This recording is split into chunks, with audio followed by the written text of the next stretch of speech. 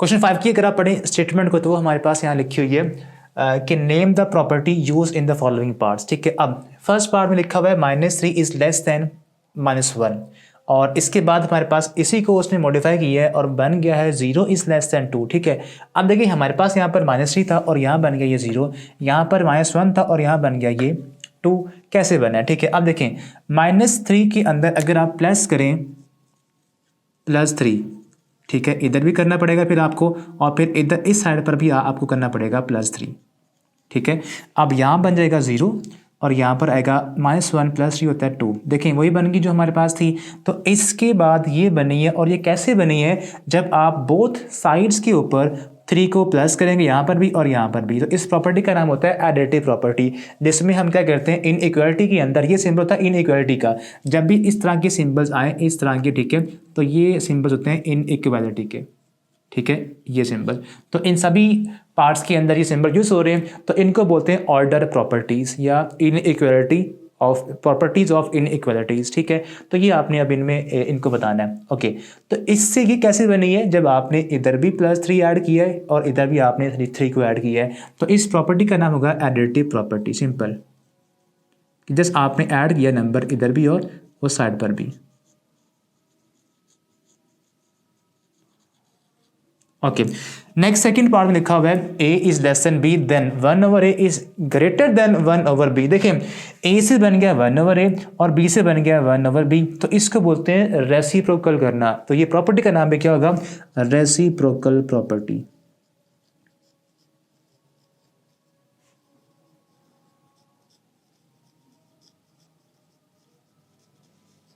Next हमारे पास है if a is less than b then a + c and b + c। वही चीज़ आपने की है, क्या किया है? a यहाँ भी था +c यहाँ पर एक्स्ट्रा आ गया, b यहाँ भी था और +c एक्स्ट्रा आ गया। तो जस्ट आपने किया क्या है? c को आपने इधर और इधर सिंपल प्लस किया है। ठीक है, इसका नाम होता है अगेन फर्स्ट पार्ट की तरह एडिटिव प्रॉपर्टी।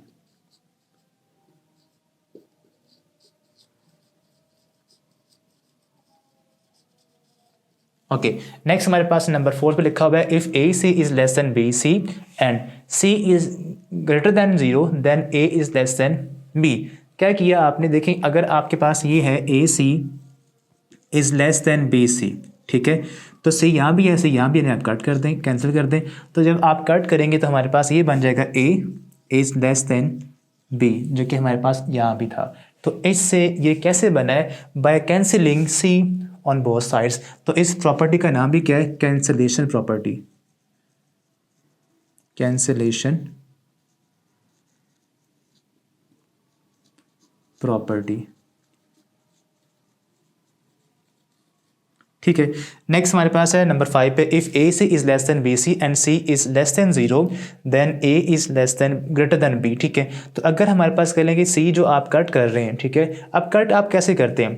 कट आप इसलिए करते हैं डिवीजन, या तो आप इसे करें कैंसिल। कैंसिल होता है सेम नंबर के साथ डिवाइड करने से, इस साइड पर भी और इस साइड पर भी। ठीक है, तो अगर मैं ए सी को डिवाइड करूं सी के साथ इधर भी और इधर भी डिवाइड करूं, ठीक है, तो ये सी कट हो गया और ये सी भी कट हो गया। ठीक है, तो एक्चुअल के अंदर हम डिवीजन कर रहे हैं, ठीक है, या कैंसिलेशन कर रहे हैं। तो ये इसका भी नाम क्या हो रहा, क्या होगा?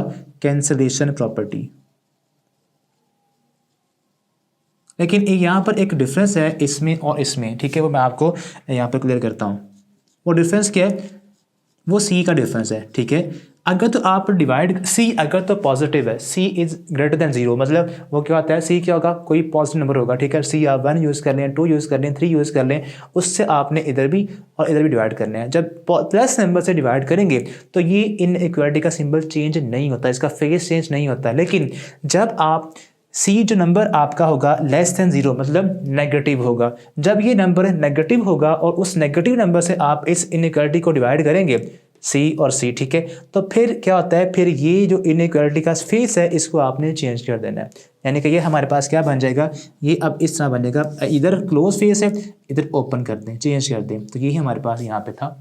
ठीक है, तो प्रॉपर्टी वही है। ठीक है, बस ये डिफरेंस आपने याद करना है कि जब भी इनइक्वालिटी को पॉजिटिव नंबर से डिवाइड करेंगे तो फेस इनइक्वालिटी का चेंज नहीं होता, लेकिन जब सी जो हमारे पास नंबर नेगेटिव होगा, लेस देन 0 होगा, देन क्या होगा कि आपने फिर इनइक्वालिटी का फेस चेंज कर देना होता है। ठीक है, ओके।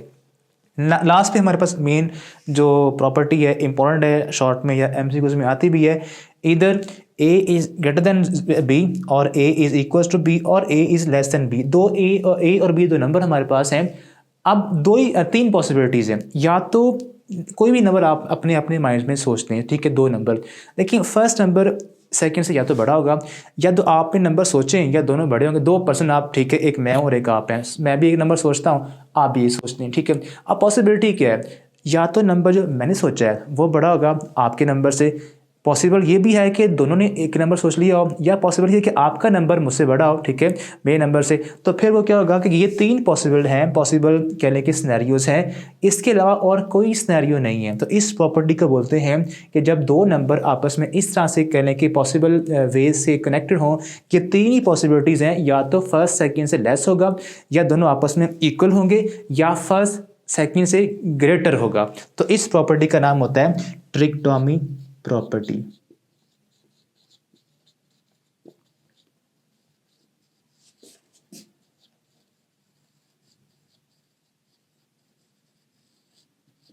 ठीक है, तो ये हमारे पास कहने के क्वेश्चन नंबर 5 के जो पार्ट्स थे, जिसके अंदर हमने ऑर्डर प्रॉपर्टीज़ को डिस्कस किया। तो इसी तरह आपने इसी को अंडरस्टैंड करना है और याद करना है कि ज़्यादातर तो शॉर्ट में आई तो दो की प्रॉपर्टीज़ आएंगी और वो कहेंगे आपने इनकी बतानी कि इनमें प्रॉपर्टी कौन से यूज़ हो रही है, या सिंपल ही एमसीक्यूज में आ सकती हैं। खैर, नेक्स्ट आप मूव ऑन हम करते हैं अब इसके क्वेश्चन नंबर 6 के ऊपर।